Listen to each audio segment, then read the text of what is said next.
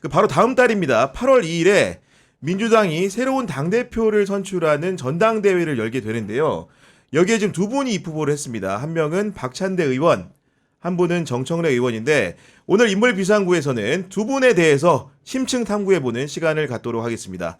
먼저 정청래 의원을 좀 알아보려고 하는데 이용 선배, 정청래 의원은 어떤 분입니까? 일단 이 충남 금산에서 태어났고요. 저기 이력은 일단 우리가 알고 있는 86 운동권하고 같습니다. 어쨌든 뭐 학교 다닐 때 이제 건국대 8호 학번으로 알려져 있는데 8호 학번인데 일단 그 건국대 그 전대협 산하 그 서총련 네. 서울 지역 총학생회 연합에서 활동을 했고요. 유명한 게 그 89년도에 주한 미국 대사관제 정검이 방화미수 사건을 주도해 가지고 징역 2년 실형을 살았고요. 네. 그다음에 이제 뭐 정치권에는 2002년에 이제 열린우리당 생기면서 그때 정동영 의원을 지지하는 모임에서 활동하면서 정치권에 진입을 했습니다. 그리고 뭐 이후에는 이제 우리가 다 알려진 건데 뭐 그때 이제 17대 국회에서 활동을 하고요. 그때 좀 유명했던 게 그 열린우리당에 초선 의원들이 되게 많았어요. 그래서 다 좀 그 당 지도부 방침하고 어긋나게 자기 소신을 많이 말하는 사람들이 많아서 108번뇌라고 했는데 이제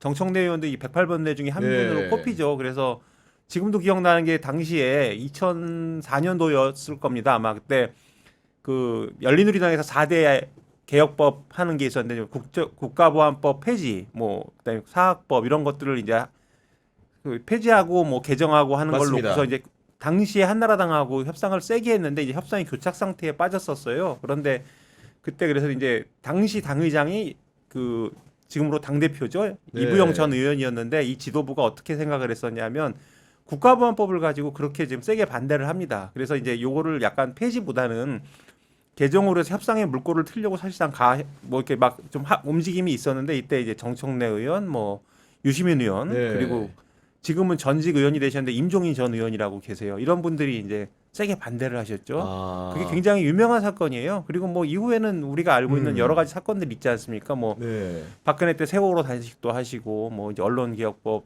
뭐 하고 검찰개혁법 이런 것들 모든 것들에서 있어서 앞장서서 해온 그런 강경한 노선을 걸어온 분으로 이제 모두들 알고 있고 저도 그렇게 인식을 하고 있습니다. 아니 뭐 초선 의원 때도 이렇게 개혁했다는 건데 이번에 당대표 출마 원서를 낸 다음에 당원들에게 하는 보고 대회라는 것을 영상으로 이제 내놨는데 거기서도 보니까 그 예를 들면 통합이나 안정 협치 같은 아름다운 미사 여구는 우리 대통령이 돌려드리겠다.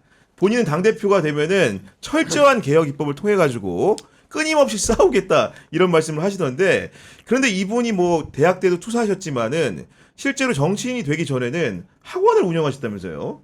그렇죠. 아까 이용욱 기자 말했던 것처럼 이 운동권 활동과 전과 경력이 있으니까 기본적으로 일반 취업이 안 되는 상황이잖아요. 그래서 1990년 초반에 서울 마포구 일대에서 네. 학원을 설립했는데 이름이 길잡이 학원이라고 그러더라고요. 그래서 이제 당시에는 이제 친구랑 둘이서 뭐 아마 학원을 했는데 정 의원은 이제 영어를 가르쳤다고 하더라고요. 아 영어요? 예, 뭐 영어 생각보다 그 뭐 문법 위주로 하면 쉽다고 하더라고요. 그래서 그런데 이제 이 학원이 이제 잘 돼가지고 뭐 몇 년 만에 뭐 사옥 두 채랑 스쿨부스 뭐 10대까지 보유하는 고 해서 마포 일대에서는 아주 유명한 큰 학원으로 불릴 정도로 성공을 거뒀는데 근데 학원 방침이 당시에 학생들 다 잡아가지고 약간 밤늦게까지 교육시켜서 뭐 스파르타식으로 유명했다고 하고요.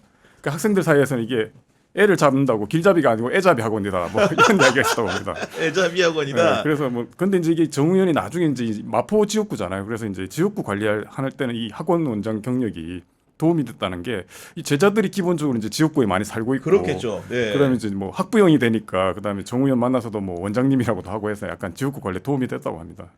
야 학원 관련된 일화 이용 선배도 좀 있으시다면서요? 뭐 저기 학원 얘기하면 정치인들이 학원 하는 사람들이 의외로 많아요. 특히 이제 운동권 출신들. 그래서 저 유명한 의원이 지금은 좀 약간 꺾이긴 했지만 정봉주 전 의원도 학원을 아주 유명한데요. 이분은 실제 전공마저도 이제 외대 영어과를 나왔어요. 그래서 외대랑 뭐 같이 해서 했던 것 같은데 학원 이름이 외대 어학원이었고 이게 한 10년 정도 운영을 했는데 분원이 20개까지 늘어났었다고 합니다. 그래서 이거를 꽤 돈을 벌었고요. 네. 제가 이름을 밝힐 수는 없는데 지금 현직 의원으로 꽤 좀 영향력 있으신 분인데 이분을 제가 원외 인사 때 한 2008년 이즈음에 한번 식사를 한 적이 있는데 그때만 해도 이분이 이제 진짜 좀 이름이 없던 분이었는데 그런 말씀을 하셨어요. 자기가 사교육을 반대하는데 자기도 논술가해로 먹고 산다 이런 말을 했는데 그거 보면서 제가 이제 생각을 한 게 왜 정치인들 특히 운동권 출신들은 이렇게 학원가에 많이 진출할까 이런 생각을 좀 해봤습니다. 그래서 가장 뭐 간단한 게 기본적으로 이제 취직이 안 되니까 이쪽으로 뛰어들 수밖에 없고 근데 뛰어든다고 다 잘 되는 건 아니잖아요. 그러니까 강의를 잘하는 건데 네. 그거는 이제 구교영 기자는 잘 모르겠지만 저희 때만 해도 이제 운동권이 학생회를 꽉 잡고 있던 오. 시절이니까 일단 선전선동을 굉장히 잘해요. 그래서 일단 학생들 신입생 입학하면 모아놓고 선동 이제 세뇌를 하는데 잘 꼬신다는 네, 거죠. 쉽게 그거를 얘기해서. 하기 네. 위해서는 현란한 말솜씨와 자기들이 50을 알아도 100을 아는 것처럼 할 줄 아는 그런 능력이 필요하거든요. 근데 그런 것들을 학교 때부터 이제 학습을 해왔으니 학생들은 얼마나 잘 가르칠까 이게 괜한 소리는 아닌 것 같아요. 네. 이런 현란한 말솜씨로 무장한 정청래 의원 같은 경우에는 2004년 1월에 정동영 열린우리당 의장 시절에 이제 정치권에 입문을 해서 국회의원이 된 거 아니겠습니까?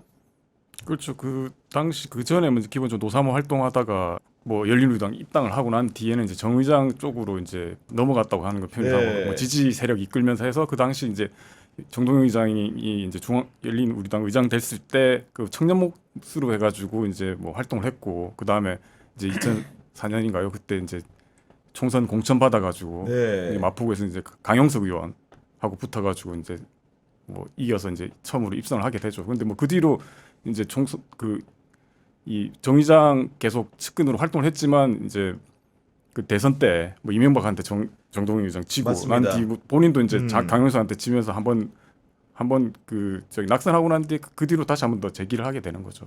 그러니까 이분이 보면은 많은 분들이 연속해서 국회의원이 됐을 거라고 생각하는데 그게 아닙니다. 2004년도에 한 번 하고 8년도에 지고 12년에 다시 되고 16년에 컷오프 되고 20년에 되고 24년에 된 건데 그때 16년 총선 때는 문재인 그 대통령이 당에서 이 위세가 있을 때인데 왜 컷오프가 됐는지 좀 궁금하거든요. 일단 이거 하나만 먼저 짚으면 일단 그 86 의원들이라고 우리가 얘기를 하는데 정청래 의원은 86 의원들의 걸어온 길하고 좀 다르게 길을 걸어왔더라고요. 그래서 이제 우리가 지금 얘기하는 우상호 정무수석이나 뭐 임종석 전 비서실장 같은 분들은 그 김대중 전 대통령 시절에 그 이제 새천년민주당 그 창당하고 이러면서 영입 인사로 돼서 지역구에 이렇게 받고 약간 좀 운동권의 항태자 대접을 받으면서 맞습니다. 이제 네. 정치권에 화려하게 데뷔를 합니다. 이인영 의원이나. 근데 이 정청래 의원은 그 정도의 급은 아니었던 것 같아요. 그래서 근데 본인이 아까 김진우 기자도 얘기했지만 마포에서 학원을 차렸잖아요. 그러니까 그 학원을 기반으로 해서 자기가 그때부터 자기는 정치를 나가기 위한 준비를 했다고 하더라고요. 그래서 그 열린우리당 때부터 이제 있었고 정 의원을 잘 아는 모 인사가 여권 인사가 저한테 그런 말을 하더라고요. 이분은 생활형 정치인이다. 보기하고 다르다. 그리고 기자들이나 이제 외부에 비치는 이미지는 굉장히 세고 발언 세게 하지만 지역에서는 완전히 다르다는 거예요. 너무 그래서, 좋은 분이죠. 네. 그래서 제가 들은 일화 중에 제일 좀 놀랬던 게 지역에서 이제 핵심 당원들이 있잖아요. 영향력 크신 분들 그런 분들은 따로 이제 전략적으로 관리를 하신답니다. 그래서 네. 어떤 그 아주머니 당원분이 이제 굉장히 지역에서 신망이 높으신데 이제 민주당 쪽 당원 세계에서 모친상을 당하셨대요. 그래서 이제 지역 그 모친상 당했는데 고향이 목포라고 하시는데 혼자 내려간다는 거예요. 뭐 그런 식으로 이제 그렇구나. 그런 사람들을 네. 관리하면서 자기 영향력을 이제 관리를 하고 굉장히 진심으로 관리를 하면서 지역을 관리하는 거죠. 그래서 약간 우리가 아는 그 전형적인 86 정치인과는 좀 다른 사람이다. 이런 걸 좀 알았으면 하고요. 그다음에 이제 아까 구 네. 기자가 말했던 그 날라가서 그 이제 공천을 못 받을 때가 이런 사건이 있었더라고요. 2015년도에 이제 당시 안철수 의원하고 그 문재인 전 대통령하고 합당해서 만든 새정치국 민주연합이라는 게 있었지 않습니까? 그때 최고위원회 당선이 되는데 그때 이제 문재인 전 대통령이 당 대표를 하면서 되게 좀 리더십 논란에 계속 시달렸어요.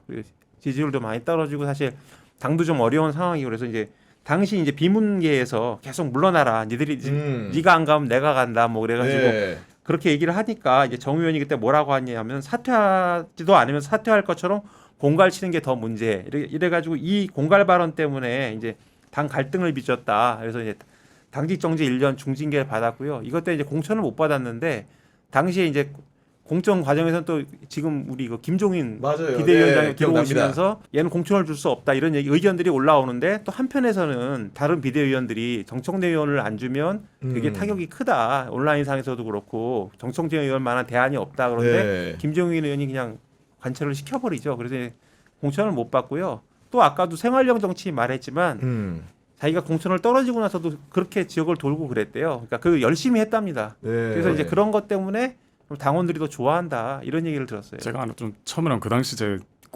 당시 기억이 되게 생생히 나는데 그때 엄청 유명했습니다. 그 당시 맞아요. 최고위원회가 어버이날 최고위원회였거든요. 어버이날 최고위원회 때 이제 이용욱 기자 말했던 것처럼 그 정 의원 발언이 어떻게 나오냐면 당시 이제 주승용 최고위원이 그 비문계 대표 주자였어요. 맞아, 1위 김한길 측근. 최고위원이었어요. 네. 그래서 그 당시에 이제 그 전부터 계속 이제 문재인 대표한테 계속 이제 뭐 사실상 뭐 사퇴 압박 비슷한 걸 했는데 그날 무슨 말을 하냐면 이 패권주의 비판하면서 이 비공개 불공평이 바로 패권주의다라고 이야기를 하니까 그걸 보고 이제 정청래 최고위원이 공개 공정 공평 그 좋은 말인데 사퇴하지 않으면서 무슨 뭐 사퇴할 것처럼 공갈 치는 게 더 나쁜 거다라고 약간 라임을 맞춰가지고 비판을 해요.